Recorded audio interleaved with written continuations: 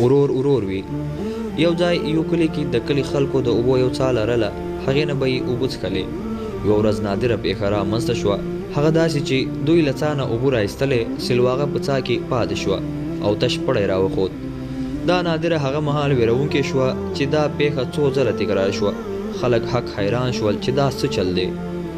خلکو ډېرې هڅې وکړې چې معلومه کړي سلواغه ولې څاه کې پاتې کېږي، خو درک یې معلوم نه شو. آخر چې سبب ترې ورک شو، په پیریانو غریبانو یې تور ولګاو چې دا کار هغوی کوي. یوه ورځ د کلي خلکو وویل چې باید یو تکړه او زړور ځوان تیار شي چې څاه ته یې ورښکته کړو، څو حقیقت معلوم کړو. دې خطرناک کار ته څوک له ډاره نه شوی تیارېدلی. اخر یو ځوان پیدا شو. هغه کلیوالو ته وویل زه په یو شرط څاه ته ورښکته کېږم، هغه دا چې ستاسو کوم کسان زما پړی نیسي هغو کې به زما ورور هم وي. خلک دې شرط ته حیران شول او وی ویل موږ به ښه پیاوړي ځوانان درته تیار کړو، هغوی به ستا پړی ونیسي. ورور ته دې څه ضرورت دی؟ خو ځوان ونه منله. ویل یې ورور به مې خامخا یي. ورور یې چېرته لرې اوسېدی. کلیوالو څوک ولېږه او ورور یې راووست. څو ځوانانو کلیوالو او ورور یې ځوان پړی کې بند کړ او څاه ته یې څاه ډېر ژور و چې ځوان ورښکته شو. کومه چوله کې بیزو ولیده او پوه شو چې فساد په دې کې دی.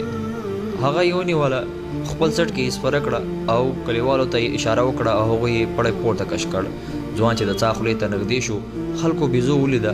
په دې وهم چې دا کوم پیری دی، سخت وویرېدل. پړی یې پرېښودل او وتښتېدل. یوازې ورور یې پړی نیولی. هغه هم طبیعاً ویرېده، خو ورور یې د مرګ کومې ته نه شوی ټیل وهلی او په ډېر زحمت یې خپل ورور له څاه نه راوویست. خلکو چې دا حالت ولید پوه شول چې د هوښیار ځوان شرط څومره مهم او ګټور و. که ورور یې نه وی، هغه به څاه ته لوېدلی او مړ شوی وی.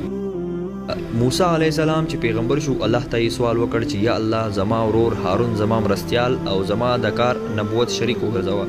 الله تعالی ورسره ومنله او وی فرمایل خامخا به موږ ستا مټ ستا په ورور سره قوي او پیاوړی کړو. د ټولې کورنۍ غړو کې الله د موسی علیه السلام ورور د هغه مرستیال پیغمبر وټاکه، ځکه ورور وي. نو د کیسې لنډه پایله دا شوه چې ورونه او خویندې مو ستاسې رښتیني خواخوږي دي.